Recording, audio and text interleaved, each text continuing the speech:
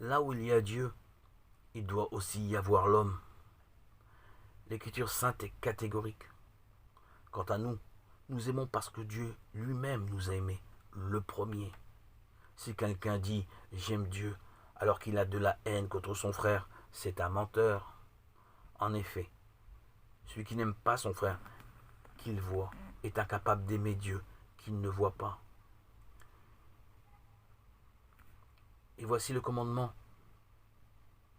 que nous tournons de lui. Celui qui aime Dieu, qu'il aime aussi son frère. Si vous parlez mal des autres et que vous avez de la rancœur en vous, de la haine contre les autres, votre prière est pur artifice. Ce ne peut être la vérité. L'Écriture admet le cas d'une personne qui, bien que cherchant sincèrement Dieu, ne parvient jamais à le rencontrer. Mais elle affirme également que l'on ne peut jamais rejeter les larmes des pauvres sous peine de ne pas rencontrer Dieu. Dieu ne supporte pas l'athéisme, celui qui nie l'image divine, imprimée dans chaque être humain. Cet athéisme de tous les jours. Je crois en Dieu, mais avec les autres, je garde mes distances et je me permets de les haïr. C'est de l'athéisme pratique.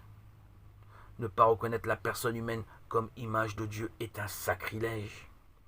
C'est une abomination. C'est la pire offense que l'on puisse faire au temple et à l'autel.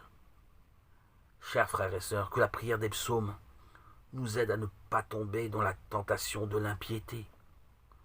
C'est-à-dire de vivre et peut-être également de prier comme si Dieu n'existait pas et comme si les pauvres n'existaient pas.